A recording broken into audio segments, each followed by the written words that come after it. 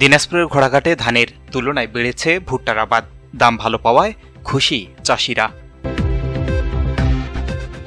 এমকে টেলিভিশনের কৃষি সংবাদে আপনাদের আমন্ত্রণ জানাচ্ছি আমি ইফতেখার।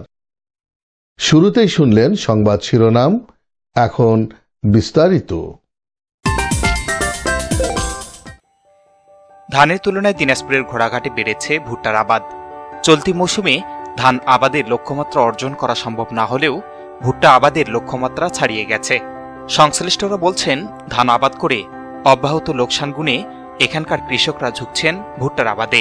তুলনামূলকভাবে দাম ভালো পাওয়ায় খুশি এ অঞ্চলের ভুট্টা চাষিরা।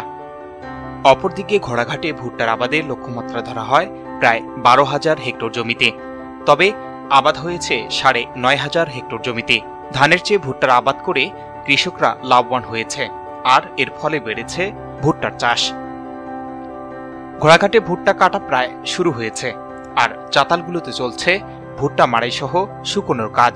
ভুট্টা চাষিরা বলছেন, আবহাওয়া অনুকূলে থাকায় এ অঞ্চলের ভুট্টার বাম্পার ফলন হয়েছে। প্রতি বিঘা ফলন হচ্ছে 35 থেকে 40 মন। এখানকার আড়তগুলোতে প্রতিমন ভুট্টা বিক্রি হচ্ছে 750 থেকে 800 টাকা দরে। দিন দিন ধান চাষ থেকে বিরত থেকে ভুট্টা চাষের দিকে কৃষকেরা ঝুঁকে পড়ছে, কারণ ধানের উৎপাদনের চেয়ে ভুট্টা বেশি এবং খরচও কম, যার জন্যে এই ভুট্টা চাষে ব্যাপক হারে বৃদ্ধি পাচ্ছে। এক বিঘা মাটিতে ভুট্টা করতে 10-15 হাজার টাকা খরচ হয়, এবং যদি ফলন ভালো হয় তাহলে 40-45 মন ভুট্টা পাওয়া যায়। এবং এবার ভুট্টার ভালো ফলন ভালো, প্লাস হচ্ছে যে সব দিক দিয়েই ভালো, ওয়েদারের দিক দিয়েও ভালো।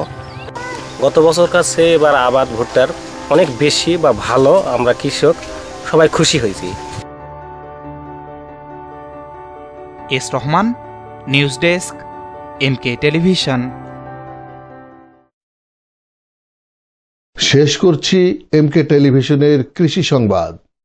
এতক্ষণ আপনারা আমাদের সাথে থাকার জন্য অসংখ্য অসংখ্য ধন্যবাদ।